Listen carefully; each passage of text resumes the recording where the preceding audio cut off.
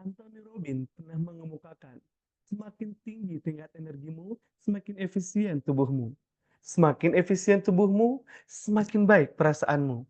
Dan semakin kamu akan menggunakan bakatmu untuk menghasilkan hasil yang luar biasa. Assalamualaikum warahmatullahi wabarakatuh. Salam Om Swastiastu, Namo Buddhaya, salam kebajikan. Selamat pagi dan salam sejahtera. Perkenalkan, saya Muhammad Yusuf Abdul Salam. Pada kesempatan kali ini akan mempresentasikan hasil dari tugas mata kuliah Teknik Konversi Energi yang bertajuk Motor Bakar Bensin 4 tak. Tugas ini diajukan untuk memenuhi salah satu tugas mata kuliah Teknik Konversi Energi dengan dosen pengampu Dr. Engineer Amelia Rosari Indah Utami STMSI. Dan tugas ini disusun oleh saya, Muhammad Yusuf Abdul Salam, mahasiswa Teknik Fisika kelas TF4502 dengan nomor NIM 1104213059.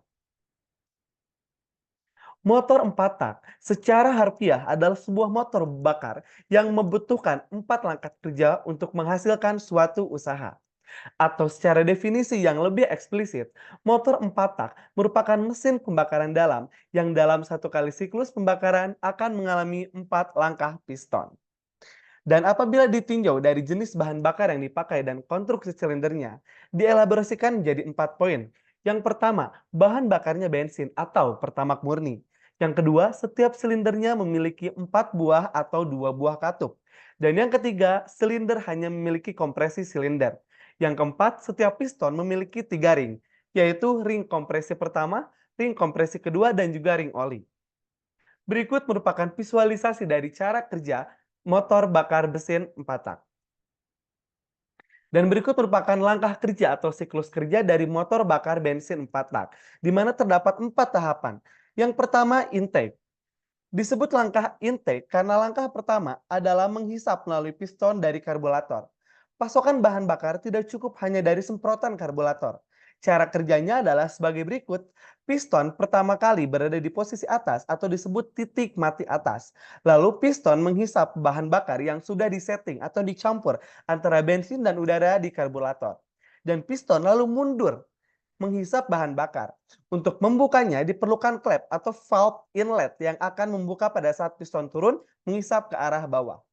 Yang kedua, kompresi. Langkah ini lanjutan dari langkah sebelumnya, di mana setelah piston mencapai titik terbawah di tahapan intake, lalu valve intake tertutup dan dilakukan proses kompresi, yakni bahan bakar yang sudah ada di ruang bakar dimampatkan.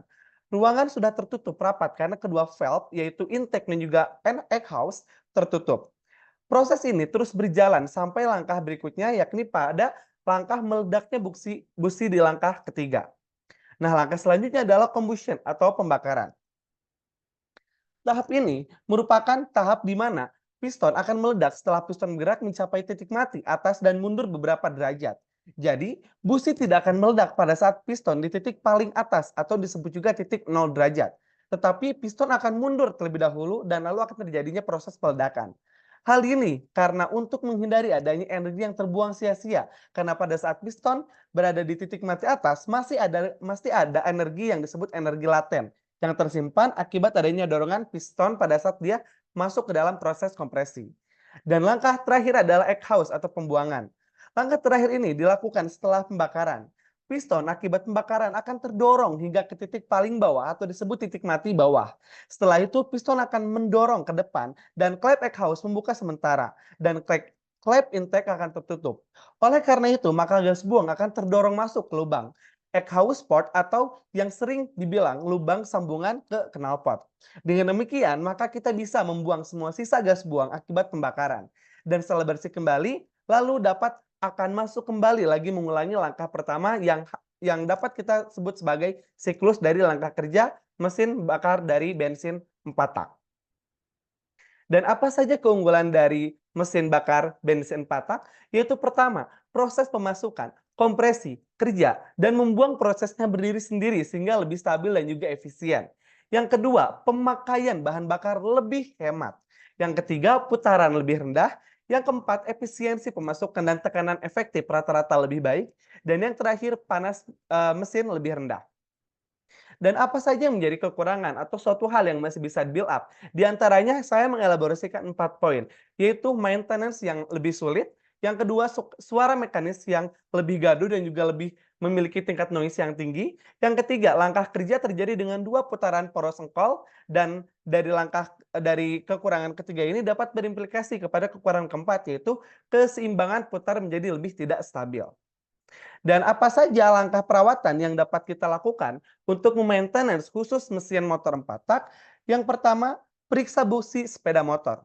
Busi sangat vital bagi kelancaran mesin motor. Dan cek busi jika masih layak pakai bisa dipergunakan kembali.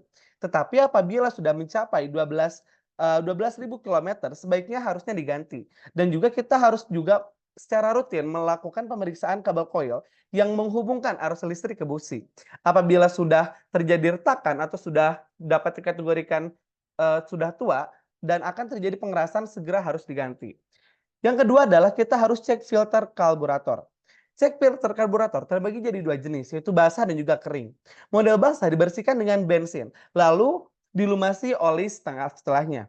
Umumnya, motor keluaran tahun 1990 sampai 2000-an menggunakan jenis ini. Motor tahun 2000 ke atas biasanya menggunakan tipe kering.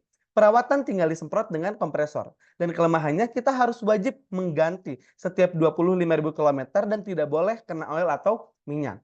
Dan filter oli pun harus diperhatikan. Motor tahun 90-an tidak menggunakan filter oli. Tetapi motor tahun 2000 ke atas menggunakan filter oli dan wajib diganti setiap kurang lebih dari 10.000 km. Dan juga langkah preventif lainnya adalah memeriksa setelan rantai dan juga gear. Jangan biarkan rantai terlalu kendor atau kencang. Bila kendor cukup di-setel. Apabila kering, olesi dengan oli khusus rantai. Dan juga rantai biasanya diganti bila sudah 25.000 atau 35.000 km. Periksa juga kondisi gear, kalau sudah tajam diganti segera untuk mencegah rantai putus. Dan juga apabila khusus motor matic yang menggunakan V-belt atau rantai tidak dapat disetel dan wajib diganti setiap 25.000 km. Berikut materi yang dapat saya presentasikan, kurang lebihnya mohon maaf. Belajar dapat meningkatkan potensi diri dan menebar kebermanfaatan. Sekian yang dapat saya sampaikan, mohon maaf atas segala kekurangan, lebihnya mohon diterima dan kurangnya mohon dimaafkan. Wassalamualaikum warahmatullahi wabarakatuh.